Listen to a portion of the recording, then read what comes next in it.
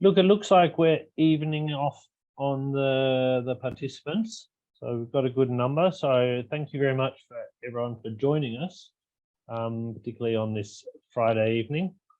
But I think we might get started.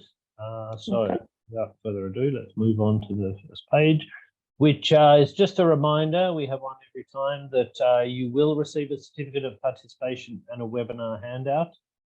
If you don't receive it, if you've registered to be in here, you should should have your email and we'll get it to you.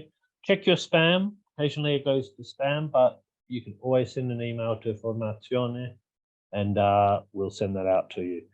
To let you know, in case it's your first time here, this handout will contain all the important information for this webinar. So you don't need to worry about taking notes and or remembering any information from this. You will get a PDF file which has this on, and it's also got a lot of useful links on there. Okay, so you will receive that and the certificate of participation. With the activities in the handout and the links, you'll keep you busy and you'll have a lot of things to do in your classes or in your lessons, or prepare yourself if you want. Okay. Just before we start, I just wanted to share in the chat, okay, our catalogue. MLA has just prepared its catalogue. Last month we launched our catalogue, and these are for our summer courses. We have centres all over the UK, in Ireland, in America. So if you're interested in bringing some students there, or if your children are interested in coming, or anyone, please have a look there and feel free to contact our office.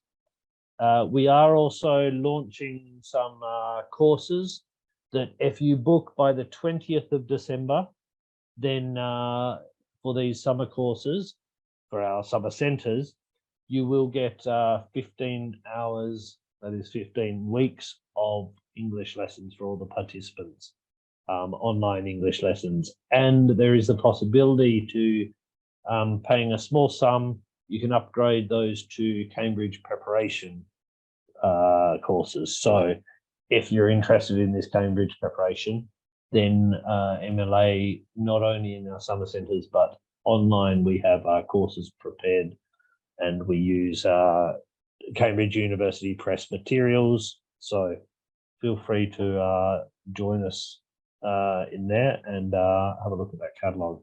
Okay, I'll share it a bit later too. Okay. Anyway, let's begin. Okay, just to start, just move this. Hang on. Both the B1 and B2 first, B1 preliminary, often known as PET, and B2 first pass, it was known as first certificate. Exams are divided into 4 different parts, or actually known as papers. Okay. Cressida, would you like to go? Okay, so we have the B1, which is made up of the reading, writing, listening, and speaking. The B2 still has the 4 parts, but reading and use of English, or originally there used to be a separate paper for use of English, and now it's been combined into one paper. Yeah, so if we're talking about use of English, we might be referring a bit more to the B2, but to be honest, as Cressida said already, they are very similar. So the skills you're going to need in B1 are going to be very similar to the skills you're going to need in B2. And, you know, it doesn't even matter if you're not preparing for these exams. I think we're going to give you a lot of exercises that, you know, in the end, preparing for exams is just preparing students to improve their English. So these lessons can be used, these tasks and activities can be used even if you're not. And I think a lot of the use of English and reading exercises are the sort of similar things that you'll find in textbooks that you use in class, even if they're not Cambridge preparation. In B1, each paper, that is the 4 parts, are 25% of the complete marks, while in B2, the writing, listening, and speaking papers are 20% each, whereas the reading and use of English paper actually makes up 40%. So even though it's divided into 4 papers, that one paper makes up 40% of the whole. So particularly at B2, it does carry a lot of weight. It does.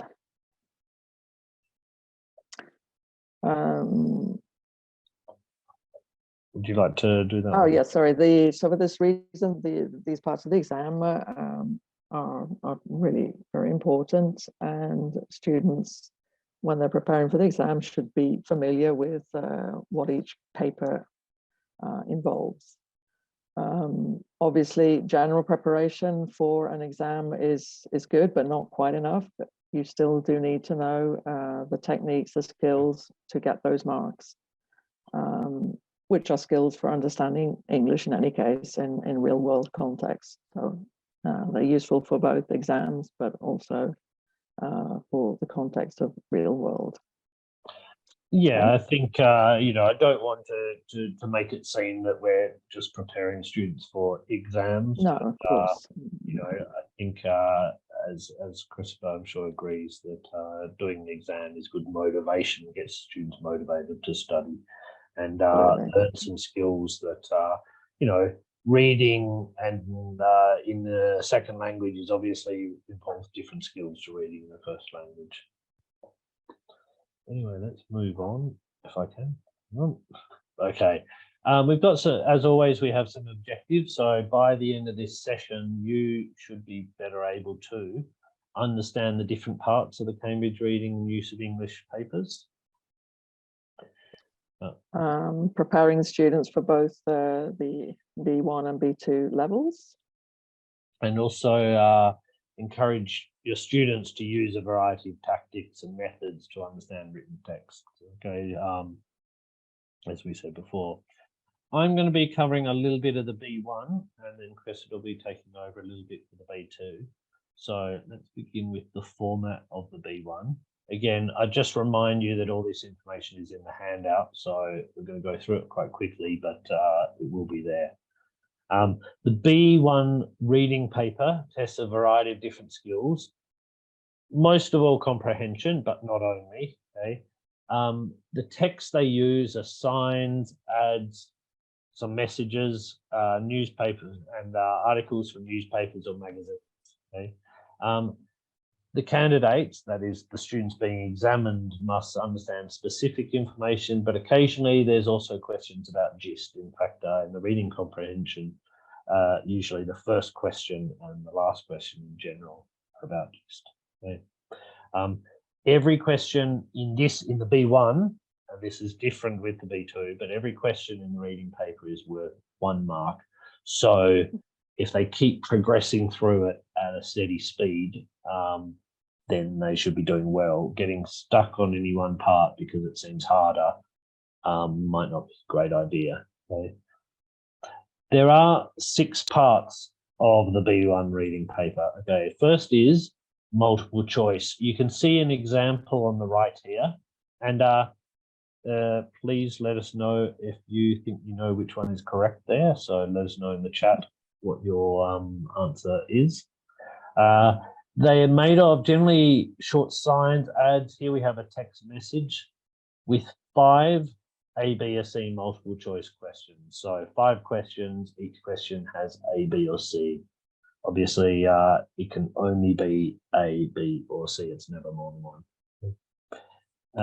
The next part is matching. That is, candidates read 5 short descriptions of people and their needs. It might be, for example, some people looking for a hobby to do. And then we have, on the next page, we have 8 possible short texts. So 8 texts about hobbies. And then you need to match those people with the 5 out of the 8 texts that will match their needs. Okay. So you'll see a little bit on the next page. Okay. Multiple choice, a longer text. This is the classic longer text with some comprehension questions. These are actually A, B, C, D. And then you have a gap text, again, sort of classic. I'm sure you have seen them in some of the books you teach with. A longer text with 5 sentences removed. Okay. In this case, the 5 sentences removed will be, I think it's actually written below in this part, okay, or maybe on the page aside, but there will be an extra 3 mixed up amongst those, so 3 sentences that don't go anywhere. So they're just trying to avoid you being able to sort of do it by exclusion, come down to the last one and put it in, because you're still going to be left with a few. Okay? These are some of the ones that are more similar to B2. Yeah. When they did the change, they brought them back more into B2 types exercises. So in fact, B1 I'm is sure, logical, yeah. Yeah, if you've got students who have done B1, you'll see it's a very good. I mean, I always say to my students, there's no better preparation for B2 than doing B1, and you know, so on and down. Okay, Absolutely. up and down. You have a multiple choice close. When we talk about a close, we're talking about a text with some words missing. Therefore, the words missing, it's always just one word, and you have a choice of 4 words to choose from. Generally, we're testing a bit more of vocabulary, maybe some expressions, particularly at the higher levels, B2, C1, we're looking a bit more at expressions. Here, it might be forms of a verb, it might be prepositions, things like this. Okay. And then in the last part, you have an open close, which means open in the sense that it's not multiple choice. So similar to part 5, but you have the 5 gaps, but you just need to write a word in. In this exam, if you do it on the paper, then you have a question sheet and an answer sheet. So you can write on the question sheet whatever you like, but you'll still need to transfer your answers onto the answer sheet. If you do it online, you do it directly in the computer, but I would encourage your students, certainly if they're doing it on the computer based, that is on the computer that you do in a Cambridge Centre, I would encourage them always to bring in some paper and pencil. It's always a good idea to be able to take notes. I think that's a really good ability, and maybe even, obviously you can't underline things, but you know, maybe make notes about them. Yeah. Anyway, some tips. Part 2 is often quite a difficult one. There's a lot of text. Probably it's the most text heavy part of the reading paper at B1 level. So this is just one part of it. You'll have 5 of these. So for example, this text where it talks about Jenny, okay, you're going to have 4 other people like Jenny, and these people all want to visit a city market. And we have here, okay, Jenny wants to buy these things. These are the needs she has. So to advanced readers, such as us, it may be easy enough to keep a short text in our memory, but for lower level students, it's really important that we have some tactics. Okay, so we're going to give you some tactics here. Students really should underline important parts of the descriptions in part 2. In general, each person, this, for example, Jenny here, has 3 or 4 needs. I don't think I've ever seen one where they just have 2, okay? And I've never seen one that has more than 4. So it's really important that the student can identify these needs. What is it that she's looking for? What are her, as we might say in English, deal breakers, okay? And if you can identify those for Jenny, then finding them in the corresponding text is going to be much easier, okay? So if you can see, actually you can't see the first 2 questions, you can only see the first question here of a sample paper for part 2. Which of the phrases in here do you think are important? So if we look at this text, Jenny wants to buy locally produced food traditional to the area. She needs somewhere convenient to eat, and she's sightseeing in the city. The market shouldn't be far from local attractions. Which sort of parts do you think would be important here? Which are the words or the phrases more likely that we should underline? Okay. I thought these ones, so we've got 3 parts underlined. That is locally produced food traditional to the area. She needs somewhere convenient to eat. The market shouldn't be too far from local attractions. Okay. It's a question whether as she's sightseeing in the city, you could underline that. But to be honest, I think that's sort of included in the fact that the market shouldn't be far from local attractions. So I think the least parts you can underline, the better. I mean, it's not going to help you a lot if you underline the whole text. Then... Exactly. So you need to identify the things that are there just to support other things or to explain why she wants something close to local attractions. It really doesn't matter that she's sightseeing. Did you choose these ones? Yeah. One thing that you need to be careful about is that only if all these needs are found in the correct text will the answer be correct. That is, a few of these centres, a few of these markets will have somewhere convenient to eat. A few of them will have locally produced food. A few of them will be close to local attractions, but only one of them will have these three. And it quite possibly will have other features too that are not relevant. But, you know, just as if you go to a market and it has some stalls that you're not interested in, it doesn't make it a bad market as long as it's got what you want. Okay. Another good idea is to ask students to brainstorm sort of what types of locally produced food traditional to the area could be available. Okay, so let me know in the chat what you think that could mean. Okay, what somewhere convenient to eat might involve. Okay, so would that be somewhere inside? It's got a spacious dining hall. You can sit on tables outside. It's covered. It's heated. Not far from the local attractions. What does that mean? How can you see that? Because what you're going to find in the B1 and the B2 exams is that they always change the language they use in the questions and the language they have in the answers so that the student can understand what locally produced food traditional to the area. They're not just searching for those words. Okay. To be honest, I generally tell my students to be very skeptical if you find the same language. Yes, exactly. Yeah, in a question and an answer, because it's probably there as what we might call a distractor. Okay.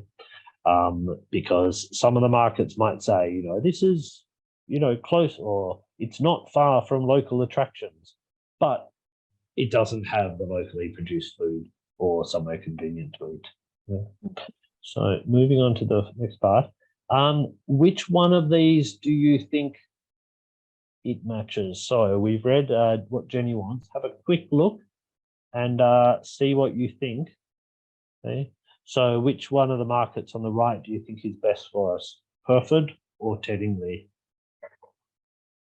Give you a moment to read that. Mariana Russo says Hereford Market. What does everyone else think?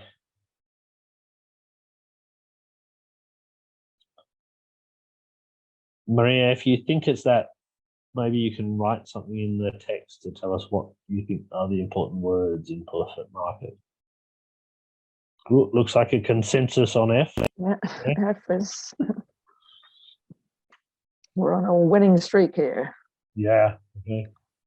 Hereford is definitely best. It is F, according to the text. So what I had was close to museums and art galleries. Okay, so again, might be a good idea to sort of brainstorm what attractions might mean. What do we talk about when we talk about attractions? Okay, the region's famous cheese. Okay, traditional to the area. Again, area, region is going to be useful. Famous cheese, locally produced food, and then we have a long expression. Okay, a long sentence, but it's all covering this fact that it's somewhere convenient to eat. Seats situated in the market. Again, watching colourful scene, enjoying music. They're convenient. Okay. See how they're expressed in different language. Now we're going to look at exercise that might help your students with this. One of the key things is to encourage students to paraphrase. Maybe mentally maybe actually as an exercise in class. But many parts of the B1 and B2, not only this, but also in the writing and listening. And, writing in the sense that you don't want to use the same language that you're using that they've used in the question in your answer. Okay. And listening, because listening is very similar to these, in fact, to the reading. A lot of these are sort of like a verbal form of the reading exam. Okay. They benefit from this, a student to be able to predict this similar language. Okay. So at these, you need to be able to express it in different ways, and in a certain extent, progressing from one level to another in English or in any language is just a way of expanding the ways you can express yourself, moving to much higher level. We're even talking about things like register, okay, formality, things like that, but even just seeing equivalent vocabulary. I've got some sentences here, so feel free in the chat to see how we could express these, okay? So I don't have to go to school on Sundays. Is there another way? Is there another sentence you could use, some other words? It doesn't mean you can't use any of the words. Obviously, you still have to say I, okay? But, what other ways we could say that, okay? I have played the piano since I was 10 years old, okay? Natalia and Ilaria suggested I don't need to. Yep, great. Okay. I have played the piano since I was 10 years old. Okay. There's no need to go to school. I never eat meat. You could probably come up with a good one there. Okay. I was also thinking for number one, even you could say, I only have to go to school from Monday to Saturday, okay, something like that, okay? Or I never go, there's no school today. There's no school. Just up the same school on Sundays. Okay. Yeah. Yep. I went to the cinema with my parents a week ago. Okay, how could you say that? Shakespeare wrote Romeo and Juliet. Yeah. I first played the piano when I was 10. That was what I was thinking about. I started playing the piano when I was 10. Okay. I dislike meat. Yeah, could be. Might not be that you dislike it. I was thinking what Melanie said there, vegetarian. Okay. But I dislike meat, fine too. Okay. If I had bet on that horse, I would have won a lot of money. Here we have something that might be a bit more adapted to the B2 exam. Okay.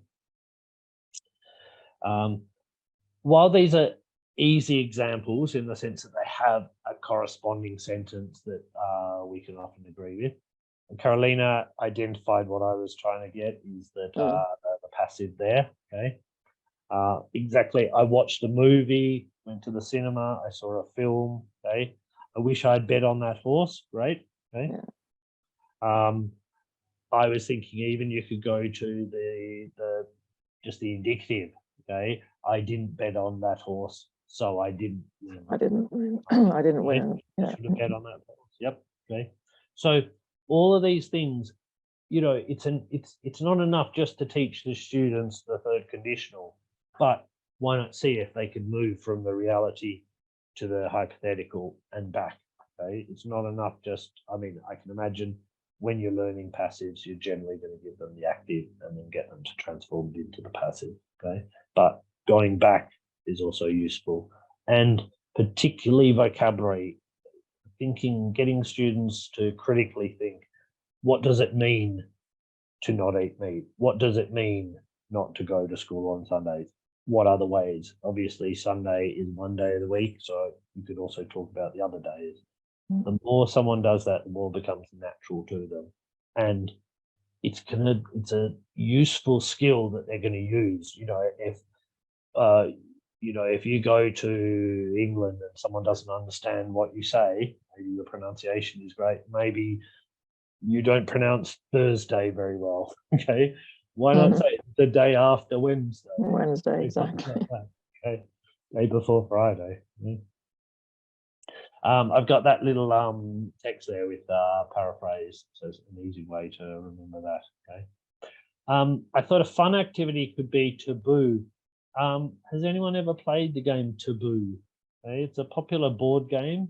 And Mm. you have to make members of your team. You play in 2 different teams, it can either be 2 pairs, and they have to guess a certain word, but they can't use certain words in their description. That is, certain words in your description are taboo. And it's a really good way to encourage students to use their vocabulary to seek alternatives. It's not so much a something for grammar, but for vocabulary is great. Okay, it can be played in your classes with very little preparation if you get the students to make the cards themselves. So in these webinars, if you've attended a few of these webinars, you will be aware that we're generally trying to go light on the preparation. Either we do the preparation for you, or we get the students to do your work for you. And what you can do here is divide the students into 2 teams, give each group a list of words. I mean, you could even pull these off the top of your head, okay? Objects that you can see around the room, things that you could even do at higher levels. It could be abstract concepts like love, okay? It could be even verbs, okay? Enough for 1 word per student. The students get together in their group or even in pairs, or I don't think it's so good to do it individually. I think it's usually better to have a few minds on this. And they have to write each of the words you give them on a card. You could even do these, prepare these before if you wanted. Underline it and then decide on 5 taboo words which are written below. These are the words that are most closely associated with that word. Okay, and that it's going to be difficult to describe it. Okay, they should make 2 copies of each card. I'll tell you why in a moment. Okay, for example, I've written snow there. What sort of words would you think could go under snow? Okay, you don't need to give us 5. Give us 1, give us 2, give us 5 if you want. Okay, in the chat. And what words do you think would make it difficult to describe snow? After this part is completed, which is basically the preparation for it, the teacher collects 1 set of each cards from the 2 groups and calls 1 student from one of the groups to the front of the class. Okay, the teacher shows the other team the card, then hands it to the standing student. So you need to take the card from the other group, okay, and hand it to the student. So they're not the cards that they created. Okay. This student has to describe the word without using the taboo words, or obviously the word itself, okay, in order that the members of his or her team can guess which word it is. Okay. I think if you're confused about how to work this, I'm sure you could actually, if you haven't played Taboo before, have a look on YouTube, Taboo game, and I'm sure you'll be clear. Okay. Yeah, we've got some things about white, winter. White and winter, silence I saw as Okay. well. Interesting idea. Old, okay. Yeah.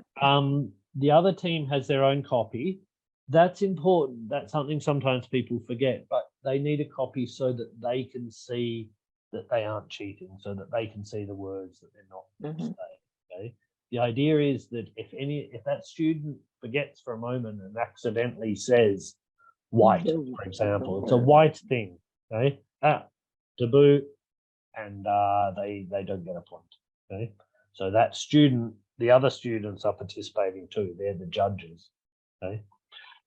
If the guessing team doesn't guess the word in 1 minute, they receive no point. Again, depends. You can be a bit flexible this time too. Okay. Now you do it the other way around, okay? And you can keep repeating until you run out of time or the cards are finished. Okay? It can be played at many levels. Okay? To be honest, the words that the students come up with sort of determine the level. Okay? You can get the students to come up with the words too. You can come up with more difficult words. Okay? These are the words that I had for snow, but I can see some, I didn't have mountain, for example. So that's a good thing. Okay. So I had fall, cold, winter, white, and flakes. But, you know, that's not the correct answers. Those are just the ones that I can ideas. Yeah. Okay. As a little exercise for you guys in the chat, why don't you see if you can come up with a definition for snow that doesn't involve those words? Okay. So see if you could do that. I mean, it's harder than it might seem. Okay. Oh, it's very hard. I don't think I'm going to try. I'll leave that. I'll leave that to others. Okay, keep those coming in, and I'll hand over to Cressida to talk a little bit about the B2 paper. Okay. Okay, so as we were saying before, the reading and use of English now is just one paper, whereas before it was 2 separate papers. We have 7 different parts. The total time you have for the exam is 1 hour and 15 minutes, which is approximately 10 minutes per part. Obviously, some parts you might need to spend a little bit more time on, others slightly less. The candidates here are being tested on grammar and obviously vocabulary skills. The text that you will find in the First for Schools comes from different sources, and you need to be able to really understand that different range of text, magazines, articles, but also fiction. And doing the First for Schools, the topics that will be used are suitable for school-aged learners and things that they can relate to. The different parts of the exam carry different marks. Oh, Ilaria's come up with a great. I didn't. Oh, I missed that one. A freezing substance that comes down from the sky in this nice frosty one. season. Great Very in the nice. mountains if you like skiing. Okay. Yeah. By the way, Very Jess, I forgot to mention, sorry to interrupt, Cressida, but That's I okay. forgot to mention in the links, I've also linked to a web page that will actually generate some of these for you. So you can put in a word like snow and it'll give you some. Okay. Put in a word like telephone, it'll give Mm. you others, and you can change Which them if is- you want. Okay. Anyway, sorry to interrupt you. Okay, no worries. Okay, so these are the different parts. As I said, the part 1 is a 4-option multiple choice. You have 8 questions and 8 marks. So here it's just 1 mark per question. Part 2, open close. So you're not given any suggestions. You have to find the words yourself. Again, 8 questions, 8 marks. Part 3, word formation. Again, 8 questions, 8 marks. You're given words. You have to form other words using the same word. To go, it's a little bit like the close, isn't it? So you have words missing from a text, don't you? Yeah, that's part Sort 2. of, but they're at the end of the line. Yeah, but the word formation, then you have to transform a word so you might into have, for example, let me say, like is at the end, but it needs to become likable or dislike or likely, etc. Yeah. It will never be the word that they've given you. No, you have to change it. Yeah. It can be quite a difficult thing for students. I find. Okay. Although I think Italian students are a little bit at an advantage because yes, I was just about to say yes, exactly. I can only imagine what it's like for people from China or Japan. Yeah. Okay, this part 4, then we have the keyword transformations. As you can see here, the marks are double. This is where you have 2 sentences, or rather you have a sentence and a word that you have to transform the second sentence so it has the same meaning. A little bit like those paraphrases we're doing. Yeah, paraphrasing here is really useful. I find that this part particularly is often there's 2 things they need to do to this, so that's sort of probably why they have the two marks. It's not just going straight from active to passive. Oh no, of course but not. it might go from active to passive, and the normal verb becomes a phrasal verb.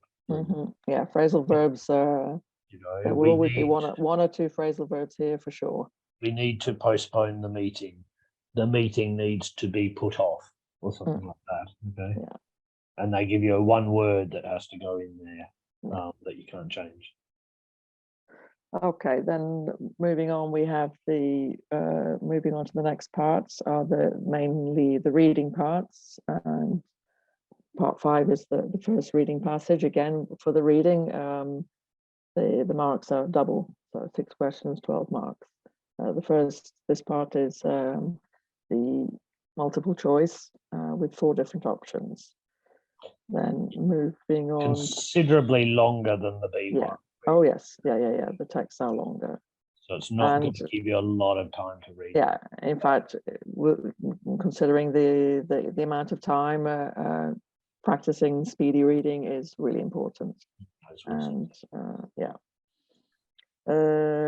gapped text is the second reading passage. Again, double marks. And this is what we were looking at just before about the B1 is a little bit similar in that one. So parts taken out of the text that need to be put back in. And then multiple matching, here 10 questions, 10 marks. So those parts 4, 5, and 6 are the ones which carry double marks. Part 7, if I remember, is what you have.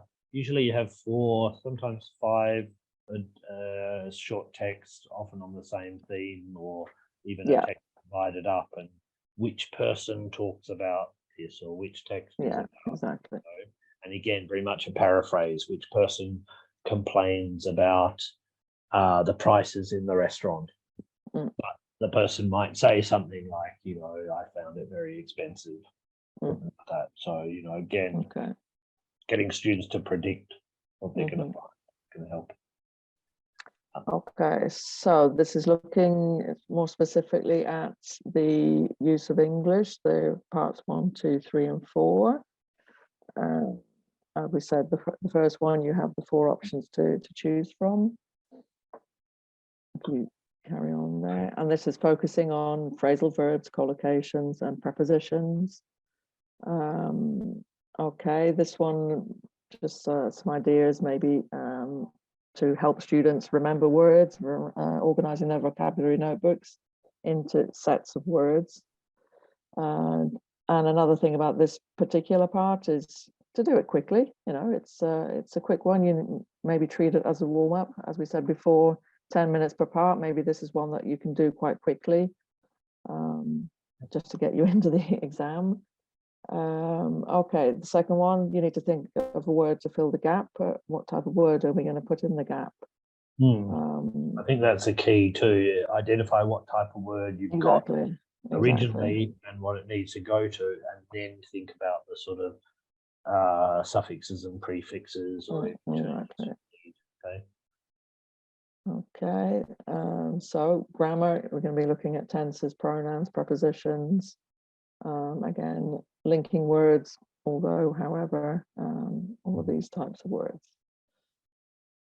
Comparisons also coming into this as well. Okay, tips here. It's a really good idea to read the title, because it gives you an idea of what the text is going to be about, and so you're going to know whether maybe some of these words that you need to put in are going to be positive, are going to be negative, singular, plural, and so on. Read the text through before adding the words. I know there isn't a lot of time, but again, practicing speedy reading, getting used to reading things quickly. Don't use abbreviations. I was going to point out that, negative or positive, I find it very common that students will forget to make it negative if it's negative. Exactly. Because, if you need to be, for example, dislike rather than like, okay, it's going to be grammatically okay, but it won't make sense if you have exactly. She was so rude that everyone her. Okay. If I liked her, grammatically, but it doesn't make any sense. Exactly. Okay? So another thing I sometimes tell my students is sometimes you have 2 gaps in one sentence. I often tell them that you don't necessarily need to do them in order. In fact, when you have a word at the beginning of the sentence, it's often better to do the word later, because the word at the beginning is probably going to be something like although or however. One of the linking words, of course. Sort of expresses the relationship, so you need to understand the relationship between the 2 parts. Okay, part 3 is another text with 8 gaps, 8 words. What do we need to do here? We need to this is the turning the words. This is more the formation. But the other one as well, because if they put in a word that's negative, or positive and it needs to be negative, it doesn't make any sense. Here we're turning the words into adjectives, nouns, verbs, adverbs.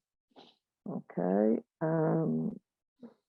Yeah, that's the other thing. The format of the exam, the words are written on the right and they go, each word is exactly where it needs to go. So you don't have the first word that needs to go to the bottom, and you know, sometimes get students think, oh, what order we need? No, you follow the order. The first word is alongside. Again, reading the title, reading the text through to give you an idea of what the context is, and identifying the type of word. Do we need a verb? Do we need an adverb? And so on. Yeah, I think it's important to note that apart from when we get onto the reading, at least the use of English things, they will, to do them correctly, you should have enough time to read it through once and then read it through another time doing the exercise. You know, maybe even read it a third time to check whether you've got them correct. Okay. When you get onto the reading part, which we'll look at in the next slide, sometimes you don't have enough time to read. Yeah, I mean the reading part. Okay. But use of English, I would encourage students to just read through relaxed first time so that they understand the meaning. Okay, part 4, as I always tell my students, this is one of the hardest parts of the exam. There's no getting away from that. It's testing grammar and vocabulary at the same time. Using the word given to make a sentence with the same meaning. And here it's really important that looking at the first sentence and just identifying whether we're using the past, whether we're using the present, because again, if you write the second sentence in a different tense, then the meaning has changed. If you're not so familiar with the exam, just be aware that there's a lot of links in the handout so you can see some practice exams. And then maybe you can use the handout to sort of go back and have a look at these tips. So if this isn't sort of making sense what we're talking about, you know, have a look when you finish. Okay, then again, this is something I usually say to my students, you know, don't get in a panic about the whole sentence. If you don't know the whole sentence, you're not sure exactly what the phrasal verb is, but maybe you know half of it, write it down anyway, because here you get two marks and you may get, you know, 1 mark for the half that you managed to write. So even if you're not absolutely sure. In fact, the answers, if you look in the practice exams, the answers are generally divided into 2 parts. Into 2, yeah, exactly. So if you get 3 of the words out of the 6, or you know, 3 of them out of the 5, then you get it right. Okay. So you know, even if you're not 100% sure, even, you know, it's better to write down something. This is something that I want to emphasize too, is that in all the exam, particularly the reading and use of English, but also the listening, at no stage should a student leave any space. Oh no, absolutely not. Or not choose A, B, C, D. You're not penalized for wrong answers. You just don't get the point. Okay? Exactly. And you know, it would be absurd to not choose A, B, or C, or A, B, C, and D, because you've still got 25 or 33% chance. Just, exactly. you know, by random. Yeah. Okay? And even looking at excluding a couple can always help. So, you know, if you're not sure whether it's A, B, or C, but you're pretty sure it's not D, then you're getting already a better chance. If you can exclude 2 of them, you're on 50-50. And then moving on to reading parts 5, 6, and 7. These are longer passages, and this is where they have to practice and train really as much as possible to read fast and not to stop on every single word or words that they don't know. If you don't know a word, just keep going. Just, you know, you need to understand the context. So the first part, as we said before, with multiple choice. The second part, sentence is missing. And part 7, the 10 statements that you have to match to information in a longer text. For the reading, just some general tips about reading, because it's not so maybe so specific. Yeah, these are tips, remember, just not just for exams, but for Yeah, students. for reading in general, yes, absolutely. Always read through the text quickly first. So practicing the skimming the text just to get the general idea of the text. I think this is sort of one thing that try to establish some sort of context, because in general, if you're opening a letter from the bank, you're going to be expecting something. If you're looking at a sign on the door of a shop, you're going to know what you expect, even if you don't know the content.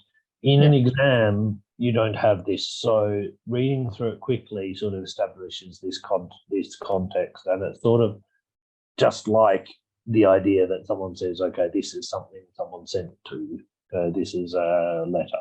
Okay, so if you do that, it's sort of preparing you for what you might in real life be prepared by just where you are or what happened before.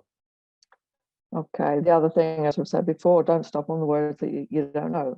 There will always be some, whatever level you're doing. Even us as native speakers, there are times when I have to look at words. We don't know a single word in our own language, so there will be words that you don't know. So just keep going. You look at the too context. often the texts are realistic texts, Yeah, exactly. not simplified for the exam. And so even to be honest, in B1, there's going to be some words that they don't know, maybe even B2 people don't know. But if they're practicing also the paraphrasing, exactly. The questions won't necessarily be about those words.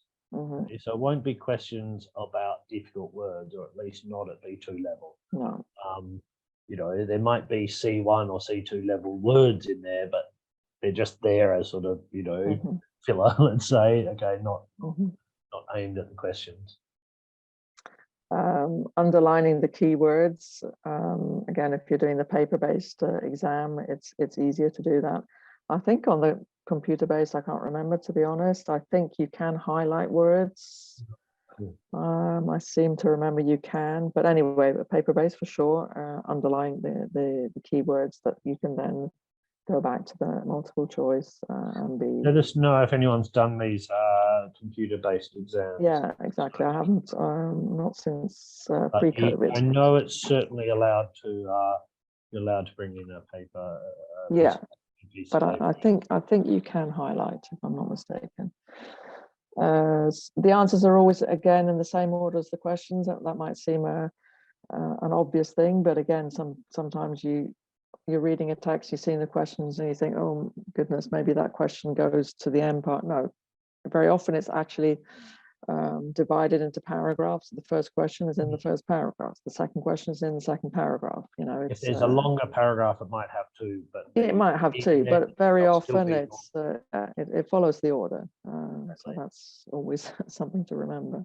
The same in the listening too. So we're not looking at listening today, but that's a very important point in the listening too. So if they start listening to something that's the third question, then it means they've already talked about the second. But listening, even in the listening, they let you hear it twice. So I let that be a model for the reading too. Read it twice too. Keep a note of synonyms. This is obviously not for the exam, but preparing for the exam.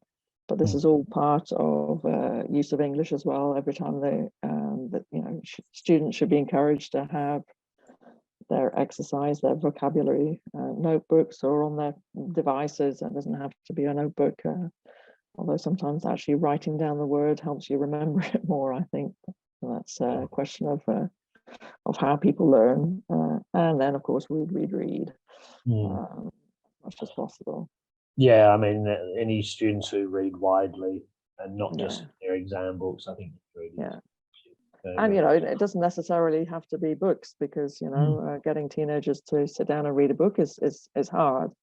But it can be an article from a newspaper. It can be a text, short passage from something they're interested in. If they're exactly. football fans, get them to read something about football. If they're it's not every day though. We have everything. It's not football, please. There Yeah, are other not sports in in the our world. lesson. Don't Their forget own there are other sports. Okay, these are just some activities that maybe can help in vocabulary learning. I like the idea of adopting a phrasal verb, so giving each student a base verb. Do get, we all know that there are hundreds of phrasal verbs out there. This is particularly good if you're working in a class because, a group of students, you can't learn hundreds and hundreds of phrasal verbs, but if you just have one to focus on, look for the meanings, look for the expressions where they're used, create a collage, with pictures, using it, share it, print it for the classroom, share with Coggle, not Goggle, Coggle, which is a fun thing to use if you've not used it before. It's a mind map. It's quite fun to use, and you can share it, with different students. Speedy reading, again, this is something that you can maybe do, printing out some reading passages from different sources and getting them then to read. Each at the start of a lesson, each student has a passage to read as quickly as possible. You set the time depending on the passage. It can be a minute, it can be 2-3 minutes, depending how much time, how many students you have. And then take the handouts back and give them a minute to summarize. Obviously, you wouldn't necessarily want to do this every time with all the students, but maybe depending on how many students you have in the class, but to give them practice of summarizing. Tell me what you read in a minute, but literally a minute, no more. And then word formation chart, a word bank. Again, this can be done digitally, it can be done in notebooks, but every time they come across a word, which can be a noun, verb, adjective, adverb, write it down. Make a chart, Google Docs, or as a poster that can be added as the year goes on, and it's there, it's visual. See if they can sort of note the patterns there. I mean, look at exactly. That's adverbs there. It's quite clear. I mean, it depends on the material or type of classroom you have available. It's not always easy, but certainly within sharing Google Docs or Google Classroom or digitally, there are so many things that you can do and share as well, which is nice. That brings us to our conclusions. So just remember that reading for gist is just as important as reading for detail. So that speedy reading is really going to help them. So, choosing these answers in a reading comprehension or gap filling exercise always, not in the exam, but obviously preparing, get them to stop before they answer the questions, ask them some questions about it. What's this talk about? Who is this person? What's his opinion? This will prime them. That is to get their latent vocabulary working, get the areas of the mind associated with that topic working, and that'll bring the vocabulary into their mind and it'll make it much more accessible. Just thinking about a topic always gets you much more likely to choose the correct vocabulary. And after thinking again about reading, after completing a reading exercise, why not get the students to find 5 words or expressions that they're not familiar with? This is again also the idea of the adopting the phrasal verb or word formation. They can research them, they can see if they can use them correctly in a sentence. So you've got the words, now use them. The text and the reading and use of English papers can be used as models also for writing. So they're all pretty much connected. So, I mean, don't let it go after you've just done the exercise and you've corrected them. There'll still be things that they can note about that. And, I always think, you've got correct English texts there. Once you've corrected them, you've got them there. So they'll see how they can use those expressions. Anyway, as usual, I'd just like to put it up for suggestions. So let us know in the chat if you've got any suggestions for future webinars. Write us in the chat. We haven't made up our calendar for webinars next year, so starting in January. So please let us know. Thanks a lot for your attention. Thanks a Thank lot you. to Cressida. Thank Okay, you. it's My pleasure. pleasure having you here, and I hope to have you here again on our series in Cambridge preparation. Everyone should be receiving a snippet of preparation from in the email that you registered for this.